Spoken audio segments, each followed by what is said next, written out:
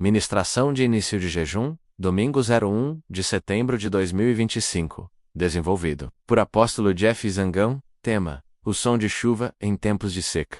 Boa tarde a todos. Que a paz de Deus, que excede todo o entendimento, esteja com cada um de vocês. Em nossas vidas, todos enfrentamos tempos de seca. São os períodos de desânimo, de espera prolongada, de dificuldades financeiras, de doenças que parecem não ter fim, ou de orações que não parecem ser respondidas. Nesses momentos, tudo o que podemos ver é a aridez e a falta de esperança. Mas a Bíblia nos ensina a ouvir o que está além do óbvio. Nosso texto base para hoje se encontra em 1 Reis 18:44. Pela 7ª vez.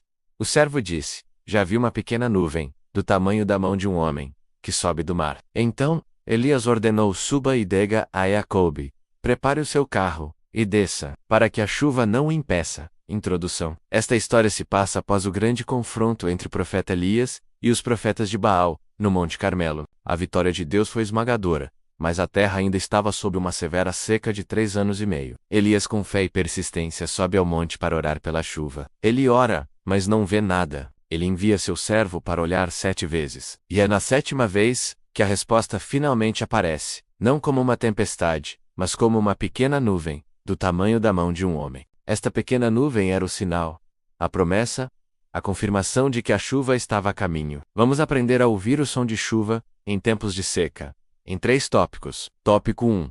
A persistência na oração até a promessa se manifestar. A primeira lição que Elias nos ensina é sobre a persistência na oração. Ele orou 1, 2, 3 vezes, até a 7ª vez. A oração de Elias não foi uma oração de desespero, mas uma oração de fé, baseada na promessa de Deus, fidelidade na espera. Elias sabia que Deus havia prometido a chuva 1 Reis 18:1, mas a promessa não se manifestou na primeira oração. Ele teve que perseverar na fé, mesmo quando não via nenhum sinal. Muitas vezes, nós desistimos após a primeira oração não respondida. A história de Elias nos desafia a ser fiéis na espera, confiando que a palavra de Deus não voltará vazia. O processo do desânimo.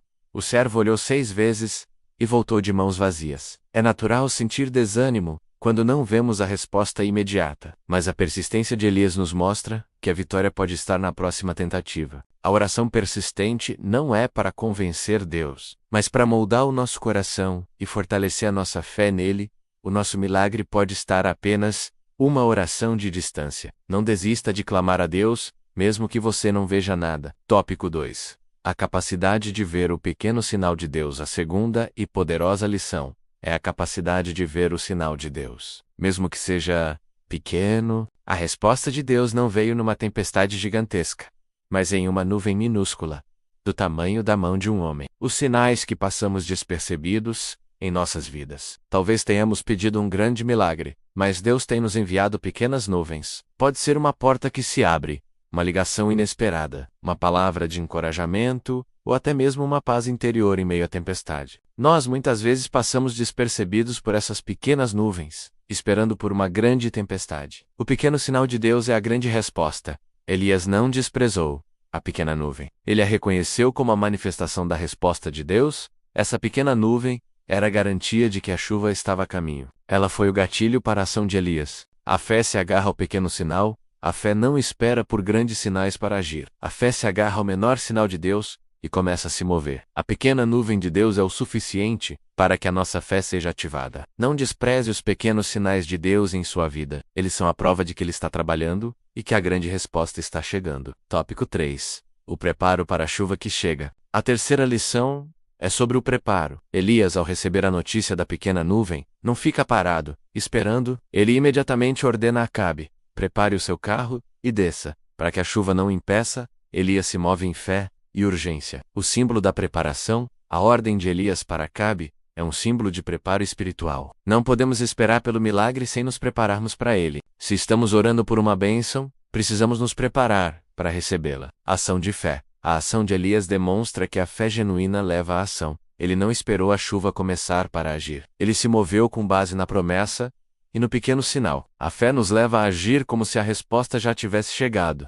A bênção pode impedir se não houver preparo. A frase "para que a chuva não impeça" é um alerta poderoso. A bênção de Deus, se não houver preparo para recebê-la, pode se tornar um obstáculo. Se Deus te abençoar financeiramente, Você está preparado para ser um bom mordomo? Se a sua cura vier, você está pronto para glorificá-lo? Conclusão. Amados irmãos, se você está vivendo em um tempo de seca, saiba que Deus ainda está no controle. A lição de Elias é uma lição de esperança e de ação. Persevere na oração. Mesmo quando você não vê nada, confie que Deus está agindo, e não despreze os pequenos sinais de sua fidelidade em sua vida. E acima de tudo, comece a se preparar para a bênção que está a caminho. O som de chuva é a promessa de Deus. Sua pequena nuvem é a certeza de que a chuva está chegando. Continue orando, continue crendo, e continue se preparando para a abundante provisão de Deus.